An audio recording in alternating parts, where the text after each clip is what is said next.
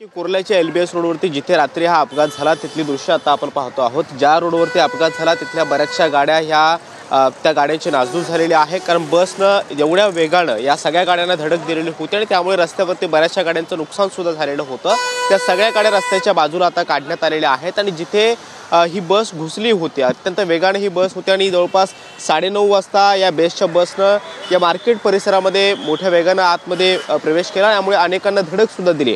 आतापर्यंत अधिकृत माहिती जी मिळालेली होती त्यानुसार 25 पेक्षा अधिक जण या दुर्घटनेमध्ये जखमी झालेले आहेत, तर 5 जणांचा मृत्यू झाल्याची अधिकृत माहिती दिलेली आहे। मात्र अजून सुद्धा या सगळ्या परिसरामध्ये लोकांनी गर्दी करायला सुरुवात केलेली आहे आणि त्यामुळे रॅपिड ॲक्शन फोर्स असतील, दंगल नियंत्रण पथक असतील, ते सुद्धा आता तैनात करण्यात आलेले आहेत।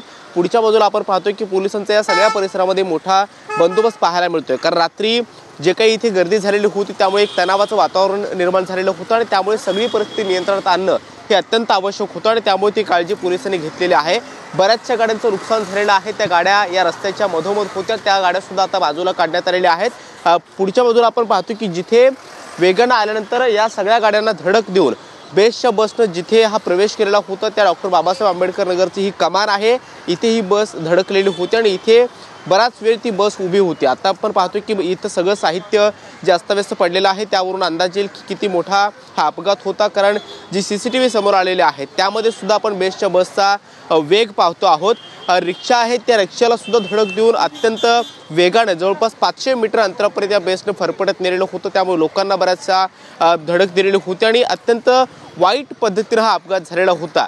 जी बर्वे मार्ग हा आहे आणि इथे हा अपघात झाल्यानंतर तातडीनं सगळ्या यंत्रणा कामाला लागलेल्या होत्या। स्थानिकांनी सुद्धा काही जखमींना रुग्णालयामध्ये दाखल करण्यासाठी मदत केलेली होती। मात्र अजून सुद्धा आपण पाहतो की प्रत्यक्षदर्शी जे आहेत लोक आहेत ते या सगळ्या परिसरामध्ये जमा होत आहेत आणि या सगळ्या परिसरामध्ये कुठेही तणावाचं वातावरण निर्माण होऊ नये यासाठी सुद्धा पोलीस प्रयत्न करत आहेत।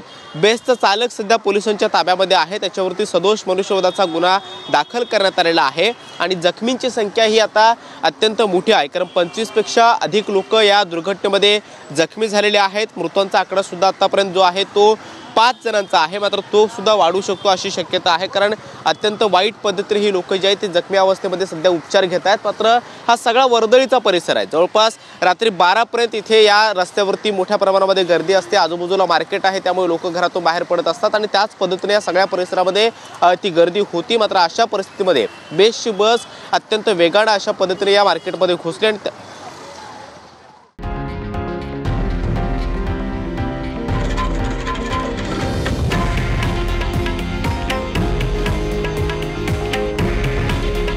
हे आहे देशातील नंबर 1 न्यूज नेटवर्क आणि आपण पाहत आहात TV9 मराठी।